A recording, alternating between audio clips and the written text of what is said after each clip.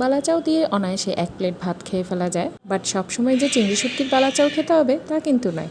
চলো এবার আমরা মাংসের বালাচাও খাই। Let's get started. সো মাংস বালাচাও রেডি করার জন্য আমি 6 থেকে 7 পিস গরু মাংস নিয়ে নিয়েছি, একদম সলিড পিসেস। ওটা আমি আদা আর একটু লবণ দিয়ে মেখে রেখেছিলাম।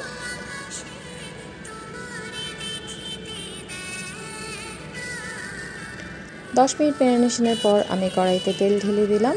একটু ডুবো তেলই দিয়েছি। ওই তেলের মধ্যে আমি মেখে রাখা মাংসগুলো দিয়ে দিলাম।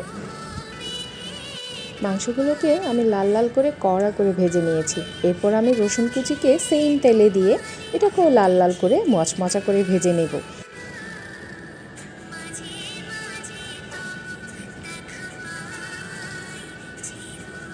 তারপর রসুনটা ভাজা হয়ে গেল।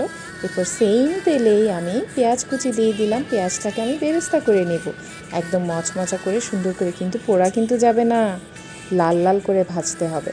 এই যে আমার ভাজা মাংস, পেঁয়াজ বেরেস্তা আর রসুন ভাজা। তারপর আমি মাংসগুলোকে একটু ব্লেন্ডারে ব্লেন্ড করে নিব। এরপর আমি পেঁয়াজ বেরেস্তা, রসুন আর একটু শুকনো মরিচ দিয়ে এটাকে ব্লেন্ড করে নিয়েছি। তারপর ব্লেন্ড হয়ে যাওয়ার পর দেখো হয়ে গেল আমার বালাচাও।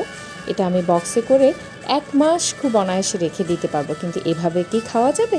খাওয়ার জন্য চলো বালাচাও রেডি করি।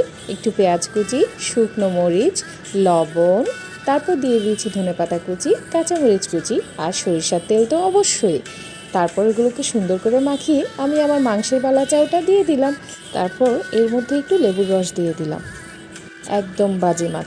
তারপর সুন্দর করে মেখে ব্যাস হয়ে গেল আমার মাংসের বালাচাও। আজকে কিন্তু অনেকগুলো ভাত খাওয়া হয়ে গেল।